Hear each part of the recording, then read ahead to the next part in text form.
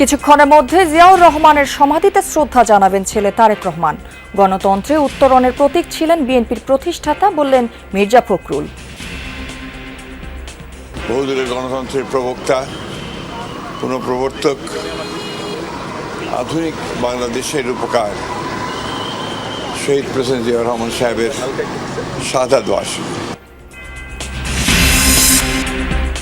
হাম উপসর্গে থামছে না মৃত্যুর মিছিল। সিলেট, ময়মনসিংহ ও ফরিদপুরে 24 ঘন্টায় আরও 5 শিশুর মৃত্যু। হাসপাতালে বাড়ছে নতুন রোগী। তুচ্ছ ঘটনায় ব্রাহ্মণবাড়িয়ার সরাইলে দুপক্ষের সংঘর্ষে এক কিশোর নিহত, আহত হয়েছেন অন্তত 15 জন। যুদ্ধক্ষেত্রে যৌন সহিংসতার অভিযোগে এবার রাশিয়াকে কালো তালিকাভুক্ত করল জাতিসংঘ। ইউক্রেনীয় বন্দীদের ওপর রুশ সেনাদের 310টি ঘটনার প্রমাণ।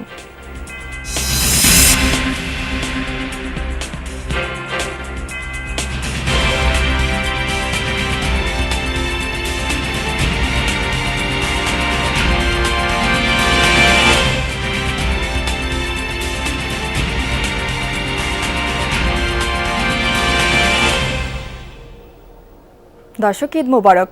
আমন্ত্রণ যমুনা নিউজে, আপনাদের সাথে আমি আছি রাহেলা জ্যোতি। এতক্ষণ শিরোনাম দেখছিলেন, এবার বিস্তারিত। আজ বিএনপির প্রতিষ্ঠাতা শহীদ প্রেসিডেন্ট জিয়াউর রহমানের 45তম শাহাদাত বার্ষিকী। দিনটি উপলক্ষে দলের পক্ষ থেকে খাবার ও বস্ত্র বিতরণ সহ নানা কর্মসূচি নেওয়া হয়েছে। দৃঢ় বাংলাদেশি জাতীয়তাবাদের কারণেই বহু পক্ষের চক্ষুশূল হয়েছিলেন শহীদ প্রেসিডেন্ট জিয়াউর রহমান। অল্প সময়ে তার নেওয়া কর্মসূচির ওপরে গড়ে উঠেছিল বাংলাদেশের অর্থনীতির ভিত। কিন্তু এদেশের উন্নয়ন অগ্রগতি বাধাগ্রস্ত করতেই দেশি বিদেশি চক্রান্তে খুন হন জিয়া। তাই তার হত্যাকাণ্ডের রহস্য উন্মোচন হওয়া জরুরি মনে করেন বিশ্লেষকরা। বিএনপি প্রতিষ্ঠাতার 45তম মৃত্যুবার্ষিকীতে সাইফুদ্দিন রবিনের রিপোর্ট। 1981 সালের 30 মে চট্টগ্রামে একদল বিপদগামী সেনা কর্মকর্তার হাতে হত্যার শিকার হন বাংলাদেশের তৎকালীন রাষ্ট্রপতি জিয়াউর রহমান। মৃত্যুর পর ইতিহাসের বিশাল জানাজায় স্পষ্ট হয় তাঁর প্রতি জনগণের ভালোবাসা। সেনা কর্মকর্তা থেকে সেনাপ্রধান কিংবা রাষ্ট্রপতি হয়েও সাধারণ জীবনযাপনে প্রকাশিত হয় একজন জিয়াউর রহমানের সততা। স্লিপ যা আসতো আর কি 2200 বোধহয় উনি 10% আবার দিয়ে দিতেন। তো তার মধ্যে থেকে আমাকে সে 2000 টাকা দিত, ওর মধ্যেই আমার সংসার চালাতে হতো। আমার এই শার্টটাই আব্বুর ছিল, আমি এটাই বানিয়ে দিয়েছি। দেশ পরিচালনায় ব্যক্তি জিয়াউর রহমানের নির্লোভ মানসিকতাকে গুরুত্ব দিচ্ছেন বিশিষ্টজনেরা। বলছেন নিঃস্বার্থ কর্মকাণ্ড ও প্রচণ্ড দেশপ্রেমী তাঁকে সফল রাষ্ট্রনায়ক হিসেবে প্রতিষ্ঠিত করেছিল।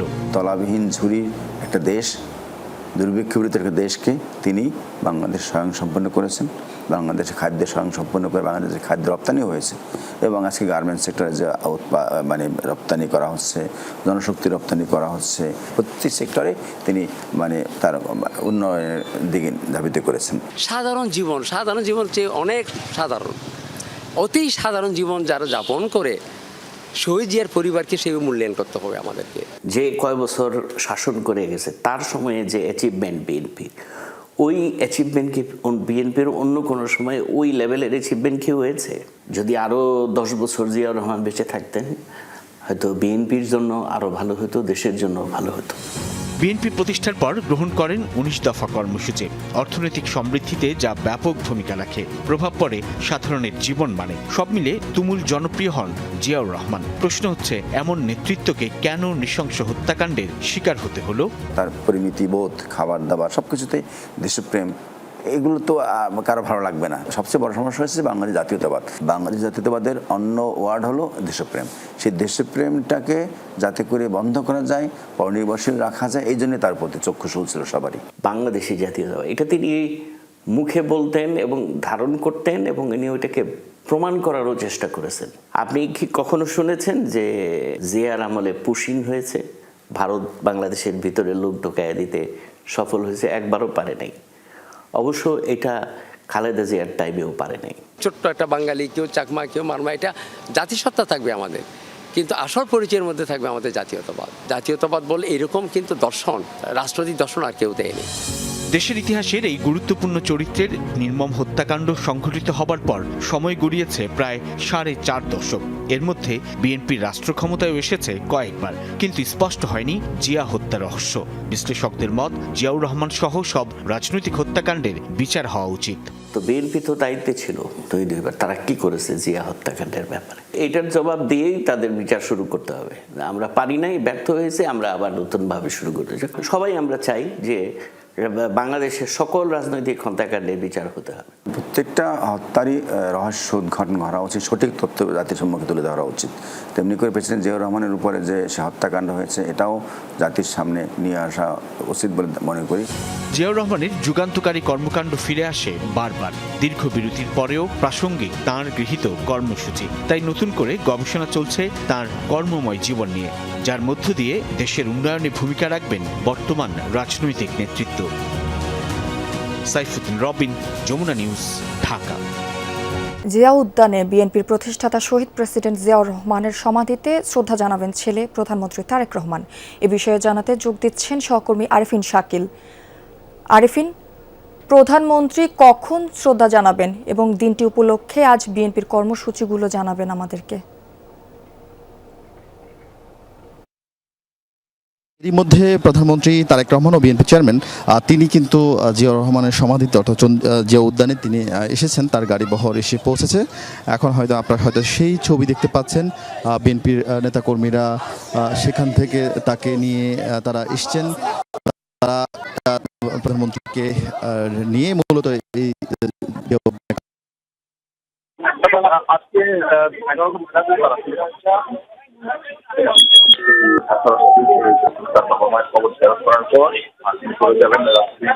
করার পর তিনি চলে যাবেন রাজধানীর উচ্চ বিদ্যালয়। সেখানে দুস্থ তিনি বস্ত্র বিতরণ করবেন।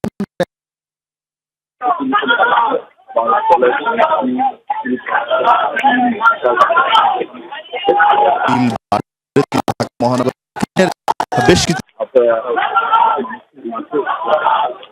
সাধারণ মানুষের মাঝে বস্ত্র বিতরণ বরাবর জিয়াউর রহমান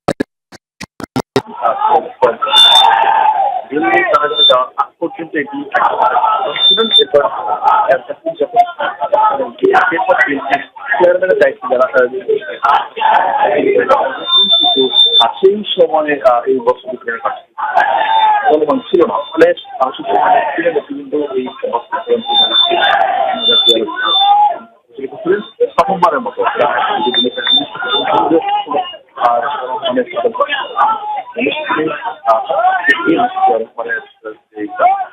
দিন জিয়াউর রহমানের যেই হাজির হয়েছেন তার ছেলে তারেক রহমান, এবং 20 বছর পর বাবার শাহাদাত বার্ষিকী তিনি দলীয় যে অনুষ্ঠান, দলীয় যে প্রোগ্রাম, সেই প্রোগ্রামে তিনি অংশ নিচ্ছেন। এবং এই অংশ নেওয়াটা তারেক রহমানের জন্য বেশ আবেগপ্রবণ, কারণ দীর্ঘ 2 দশক তিনি বাংলাদেশের অবস্থান আসতে পারেননি। তিনি লন্ডনের নির্বাসনে জীবনযাপন করছেন, ফলে তিনি এই প্রথমবার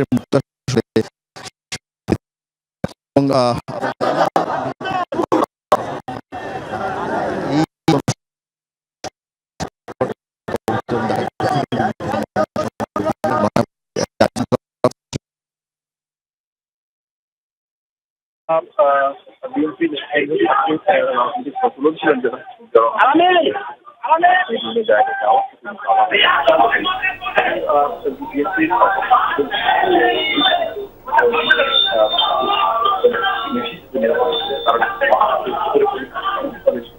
ছিলেন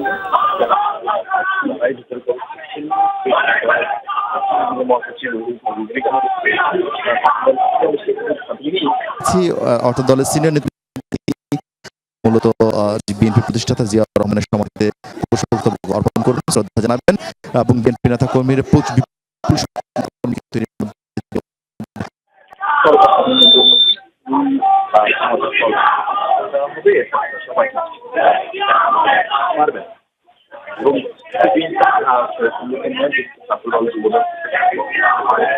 ছাত্রদল, যুবদল, স্বেচ্ছাসেবক দল থেকে শুরু করে পেশাজীবী সংগঠনগুলো রয়েছে নেতাকর্মীরা আজকের এই বিএনপির প্রতিষ্ঠাতার সমাধিস্থলে তার পুষ্পস্তবক অর্পণ করার জন্য এসেছেন। দিনটি বিএনপি নেতাকর্মীদের জন্য খুবই ভারাক্রান্ত এবং সেই সঙ্গে বেদনার। ফলে এই দিনটিতে এই দিনের যে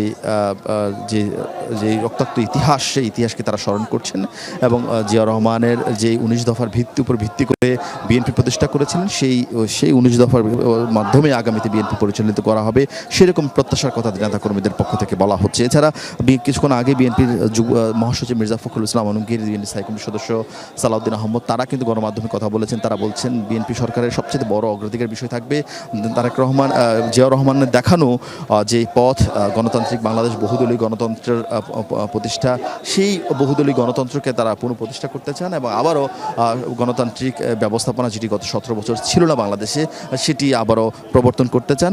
তারেক রহমান হাত ধরে সেটি আবার বাংলাদেশে চালু হবে বলে তারা প্রত্যাশা করছেন এবং তারা বলছেন জিয়াউর রহমানের দেখানো পথে বিএনপি পরিচালিত হচ্ছে। জিয়া রহমানের যে আদর্শ রেখে গেছেন, সেই আদর্শের ভিতরে হবে, যেখানে যেখানে মানুষের জন্য মূলত সকল কর্মসূচি গ্রহণ করা হবে। এরই মধ্যে আপনারা হয়তো দেখছেন বিএনপি চেয়ারম্যান এবং প্রধানমন্ত্রী তারেক রহমান তিনি পুষ্পস্তবক অর্পণ করছেন এবং জিয়াউর রহমানের সমাধিস্থলে, যেখানে তার মা বেগম খালেদা জিয়া রয়েছেন, পাশে শায়িত, শ্রদ্ধা নিবেদন করছেন। বিএনপি চেয়ারম্যানের রহমানের জন্য আসলেই অন্য যে কোনো সময় তুলনায় বেশ হৃদয় বিদারক, কারণ আজকের দিনটিতেই বাবা বিএনপি প্রতিষ্ঠাতা বাংলাদেশের সাবেক রাষ্ট্রপতি জিয়াউর রহমান সার্কিট হাউসে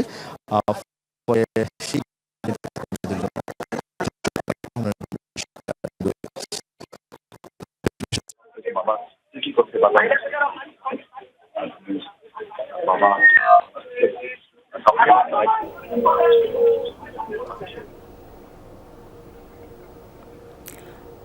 দর্শক, আমাদের সহকর্মী আরিফিন শাকিল বিস্তারিত জানাচ্ছিলেন। এই মুহূর্তে প্রধানমন্ত্রী তারেক রহমান, সাবেক প্রেসিডেন্ট জিয়াউর রহমান এবং সাবেক প্রধানমন্ত্রী বেগম খালেদা জিয়ার সমাধিস্থলে পৌঁছেছেন এবং সেখানে শ্রদ্ধা নিবেদন করছেন, ফুল দিয়ে শ্রদ্ধা নিবেদন করছেন আমরা দেখতে পাচ্ছি।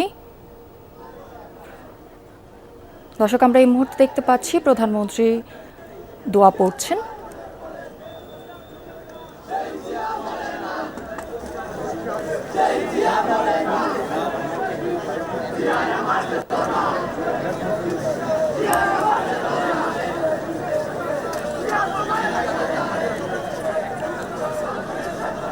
দর্শক, আমরা আবারও আমাদের সহকর্মী আরিফিন শাকিলের মাধ্যমে বিস্তারিত জানার চেষ্টা করব।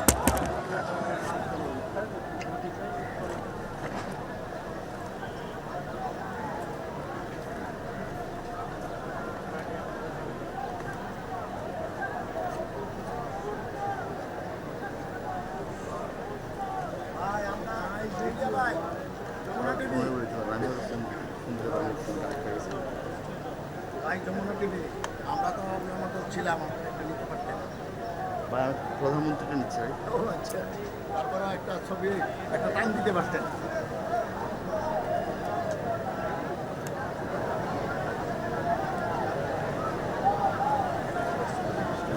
প্রধানমন্ত্রী আসছে, হ্যাঁ রেডি থাকেন, যেখানে নাম আছেন এখানে এসেছেন, যেখানে নাম আছেন এদিকে এসেছেন। হ্যাঁ, আপনি কোন পাশে?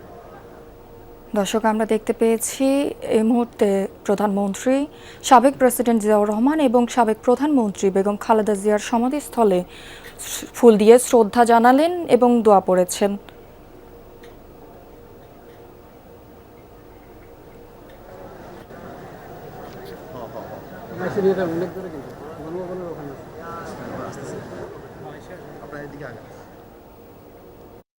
একদলীয় শাসন থেকে গণতন্ত্রে উত্তরণের প্রতীক ছিলেন বিএনপির প্রতিষ্ঠাতা জিয়াউর রহমান।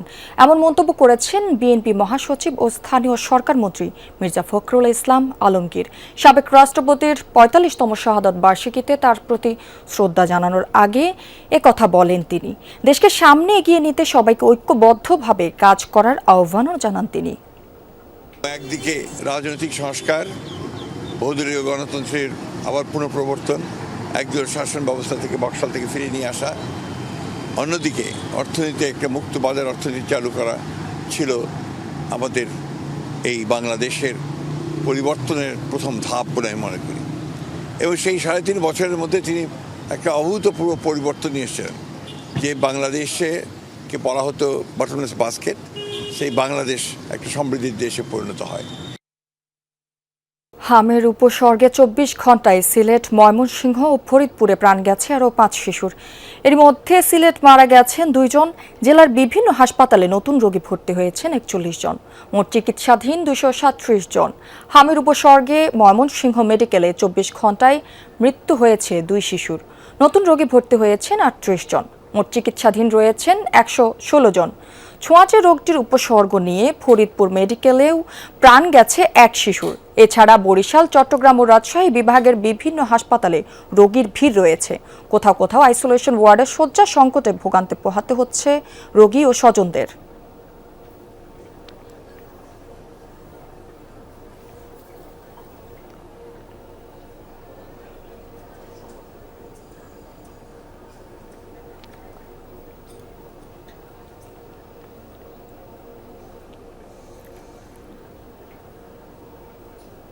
আদ্দিন হাসপাতালে ৬ নবজাতকের মৃত্যুর ঘটনায় ৩ জুন পূর্ণাঙ্গ তদন্ত প্রতিবেদন জমা দেবে তদন্ত কমিটি। মহাখালীতে নিজের অধিদপ্তরে স্বাস্থ্যমন্ত্রী সরদার মোহাম্মদ সাখাওয়াত হোসেন বিষয়টি নিশ্চিত করেছেন। গেল ২৭ মে মগবাজারের আদ্দিন হাসপাতালে পোস্ট অপারেটিভ ওয়ার্ডে ৬ নবজাতকের মৃত্যু হয়। পরে এই নিয়ে তদন্ত কমিটিকে ৭২ ঘন্টার মধ্যে তদন্ত প্রতিবেদন জমা দিতে বলা হয়। সে অনুযায়ী আংশিক তদন্ত প্রতিবেদন জমা দিয়ে ৩ জুন পর্যন্ত সময় চেয়েছে তদন্ত কমিটি। যে মায়েদের সন্তানরা ওই দিন মারা গেছে তাদের বক্তব্য জানার জন্য এ সময়ের আবেদন করেছে তদন্ত কমিটি। এক মায়ের অনুরোধে এসি কিছু সময়ের জন্য বন্ধ রাখা হয়েছে বলে নিশ্চিত করেন স্বাস্থ্যমন্ত্রী। ঈদের তৃতীয় দিনে রাজধানী জুড়ে চলছে পরিচ্ছন্নতা কার্যক্রম। তবে রাজধানীর নারিন্দা এলাকার বেশ কিছু গলিতে এখনও কোরবানির বর্জ্যের স্তূপ হয়ে পড়ে আছে। আরও জানাতে ধুলাইখাল এলাকা থেকে যুক্ত হচ্ছেন সহকর্মী রাব্বি হোসেন। রাব্বি, বর্জ্য অপসারণ কার্যক্রমের সবশেষ আপডেট জানাবেন। জ্যোতি, কিছুক্ষণ আগে আমরা নারিন্দাতে ছিলাম, এখন আমরা ধোলাইখালে এসেছি। এখানে মূলত ঢাকা দক্ষিণ সিটি কর্পোরেশনের যারা পরিচ্ছন্নতা কর্মী রয়েছেন তারা এখানে পরিষ্কার পরিচ্ছন্ন করছেন, কারণ এই ধোলাইখালে কুরবানির পশুর হাট বসেছিল, পাশাপাশি আশপাশের গলিতে পশু কুরবানি হয়েছে, অর্থাৎ কুরবানির পশুর হাটের যেই ময়লা আবর্জনা রয়েছে, পাশাপাশি পশু যে কুরবানি হয়েছে বর্জ্য সেটিও রয়েছে, সেটি মূলত এখানে পরিচ্ছন্নতার কার্যক্রম করছেন ঢাকা দক্ষিণ সিটি কর্পোরেশন। যদিও আমরা দেখেছিলাম এর আগে নারিন্দা এলাকার বেশ কিছু গলিতে এখনও ময়লার স্তূপ পড়ে আছে, বিশেষ করে কুরবানির পশুর যে ফেলে রাখা চামড়া রয়েছে, সেখানে বর্জ্য রয়েছে, গোবর রয়েছে, নানা ধরনের যে সরঞ্জাম রয়েছে সেগুলো পড়ে আছে রাস্তার উপরে, গলিতে, বাসাবাড়ির নিচে। ফলে স্থানীয়রা যারা রয়েছেন তারা আমাদের কাছে ক্ষোভ জানিয়েছেন যে তারা স্বাভাবিক যে চলাচল সেটি তারা করতে পারছেন না এই ময়লা পরিষ্কার দ্রুত না করার কারণে। তবে এই ধোলাইখাল এলাকায় সিটি কর্পোরেশনের যেই কার্যক্রম সেটি চলমান রয়েছে, তাদের সঙ্গে আমরা কথা বলেছিলাম। তারা বলছেন যে কিছুক্ষণের মধ্যেই নারিন্দা এলাকার যে কার্যক্রম সেটি আসলে তারা পরিচালনা করবেন। সার্বিকভাবে বলা যায় যে সিটি কর্পোরেশন যে লক্ষ্যমাত্রা নিয়েছিল যে ৪৮ ঘন্টার মধ্যেই মূলত এই ঢাকা শহরে যেই বর্জ্য রয়েছে সেটি পরিষ্কার করবে, সেই লক্ষ্যমাত্রা তো ছাড়িয়ে গিয়েছেই। মূলত গতকালকে আবার প্রধানমন্ত্রী তারেক রহমান একটি নির্দেশনা দিয়েছেন যাতে করে এই ঢাকা শহরের যত বর্জ্য রয়েছে সেটি যাতে দ্রুত দ্রুত অপসারণ করা হয় সে বিষয়ে তিনি একটি নির্দেশনা দিয়েছেন। এরপরে সিটি কর্পোরেশনের যারা কর্মচারী রয়েছেন, কর্মকর্তা রয়েছেন, তাদের মধ্যে একটি ধরনের দৌড়ঝাঁপ শুরু হয়ে গিয়েছে। আমরা দেখছি যে এই ধুলাইখাল এলাকায় পরিচ্ছন্নতা কার্যক্রম চলছে। আশপাশের যে গলিগুলো রয়েছে সেখানেও মূলত সিটি কর্পোরেশনের যে কার্যক্রম সেটি চালানো হবে। আমরা তাদের সঙ্গে রয়েছি। তবে স্থানীয়দের যে অভিযোগ সেটি মূলত এই ময়লা গতকালকে ছিল, সেটি গতকালকে পরিষ্কার না করার কারণে যে দুর্গন্ধ হচ্ছে সেটিতে মূলত তারা অতিষ্ঠ হয়ে গিয়েছেন, চলাফেরা করতে তাদের অসুবিধা হচ্ছে। এই অভিযোগগুলো মূলত স্থানীয়রা করছেন। রাব্বি, আপনাকে ধন্যবাদ। ঈদের তৃতীয় দিনেও রাজধানী ছেড়ে যাচ্ছেন অনেকে, আবার আগে ভাগেই ঢাকায় ফিরছেন ছুটি কাটাতে যাওয়া মানুষ। গাবতলী বাস টার্মিনাল থেকে যোগ দিচ্ছেন সহকর্মী সুমাইয়া ঐশী। যাচ্ছি তার কাছে। ঐশী, ঢাকা ছেড়ে যাওয়াদের পাশাপাশি অনেকেই তো রাজধানীতে ফিরছেন, সার্বিক ব্যবস্থাপনা নিয়ে কি বলছেন তারা, বিস্তারিত জানাবেন। যদি সকাল থেকে আমি গাবতলী বাস স্ট্যান্ডে যেমনটি দেখছি, যাত্রীদের চাপ যে খুব বেশি আবার খুব কম তা না, মোটামুটি চাপ। বেশ ভালো সংখ্যক মানুষ এখনও ঢাকা ছাড়ছেন। আমি বেশ কয়েকজনের সঙ্গে কথাও বললাম, তারা বলছেন যে ঈদের কোরবানি সংক্রান্ত বিভিন্ন কাজ মিটিয়ে কিংবা এই ঢাকায় বিভিন্ন কাজকর্ম মিটিয়ে একেবারে নিশ্চিন্ত মনে তারা এখন আসলে ঢাকার বাইরে যাচ্ছেন বিভিন্ন আত্মীয় স্বজনের বাড়িতে ঈদ কাটানোর জন্য। কারণ ঈদের সময়টাতে আসলে প্রচণ্ড ভিড় থাকে, আপনি জানেন, যেমনটি আমরা দেখেছিও যে ট্রেনে ছাদে উঠে পর্যন্ত বা ট্রেনের দরজায় ঝুলে পর্যন্ত মানুষ গিয়েছেন, বাসের সিট পাওয়া যাচ্ছিল না, এমনও পরিস্থিতি ছিল।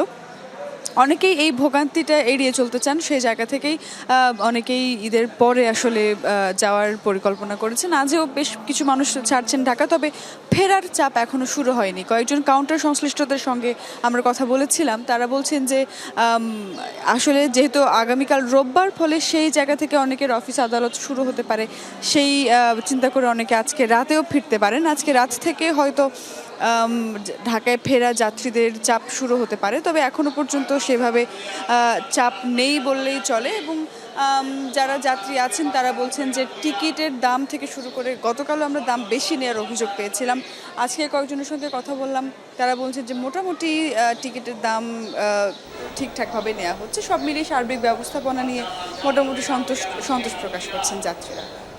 ঐশী, আপনাকে ধন্যবাদ। পবিত্র হজ পালন শেষে 419 জন হজ যাত্রী নিয়ে আজ প্রথম ফ্লাইট ঢাকায় অবতরণ করেছে। সকাল 10টা 20 হজরত শাহজালাল আন্তর্জাতিক বিমানবন্দরে অবতরণ করে ফ্লাইটটি। এ বিষয়ে খোঁজ রাখছেন সহকর্মী ফয়সাল মাহমুদ।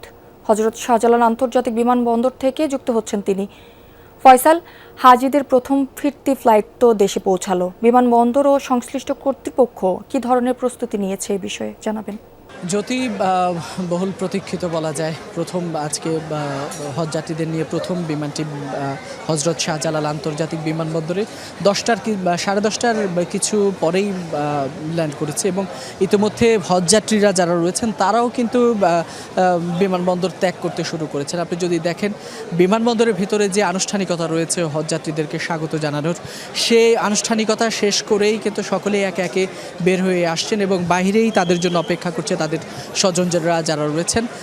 মূলত এখানে বিমানবন্দরে মূলত হজযাত্রীদের স্বাগত জানানোর যে আনুষ্ঠানিকতা রয়েছে, সেখানে মূলত তাদেরকে সকলকে ফুল দিয়ে বরণ করে নিচ্ছেন ধর্ম মন্ত্রণালয় এবং বিমান সহ সরকারের পক্ষ থেকে তাদেরকে সেখানে ফুল দিয়ে বরণ করা হচ্ছে। এর পাশাপাশি আমরা দেখছি যে সেখানে একটি জমজমের পানীয় দেওয়া হচ্ছে। একটু কথা বলতে চাই, এবারের হজযাত্রা কেমন ছিল? খুবই ভালো ছিল। ধরনের ভোগান্তি না, কোনো ধরনের ভোগান্তি হয় নাই। বাংলাদেশ বিমান থেকে আমরা যথেষ্ট সাপোর্ট পেয়েছি এবং সৌদি যে এয়ারপোর্ট ছিল ওখানে। ব্রাহ্মণবাড়িয়ার সরাইলে তুচ্ছ ঘটনাকে কেন্দ্র করে দুপক্ষের সংঘর্ষে এক কিশোর নিহত হয়েছে, আহত হয়েছেন অন্তত 15 জন। গতরাতে উপজেলার সৈয়দটোলা উত্তরপাড়া গ্রামে এই ঘটনা ঘটে। পুলিশ জানায় এলাকার সজীব মিয়া স্থানীয় এক যুবককে মাদক কিনতে 300 টাকা দেয়। পরে ওই যুবক মাদক না কেনায় দুজনের মধ্যে বাগবিতণ্ডা ও হাতাহাতি হয়। এবার যুদ্ধক্ষেত্রে জনসহিংসতার অভিযোগে রাশিয়াকে কালো তালিকাভুক্ত করল জাতিসংঘ। শুক্রবার এক বিবৃতিতে এই ঘোষণা দিয়েছে সংস্থাটি। সংঘাতপূর্ণ এলাকায় যৌন সহিংসতা বিষয়ে জাতিসংঘ মহাসচিবের বার্ষিক প্রতিবেদনে তুলে ধরা হয়েছে নতুন এই তালিকা। এতে রাশিয়ার সেনাদের বিরুদ্ধে ইউক্রেনীয় বন্দীদের ওপর যৌন নির্যাতনের বেশ কিছু ভয়াবহ অভিযোগ উঠে এসেছে। 2025 সালে এমন 310টি ঘটনার তথ্য প্রমাণ পেয়েছে জাতিসংঘ। দর্শক, এই ছিল যমুনা নিউজে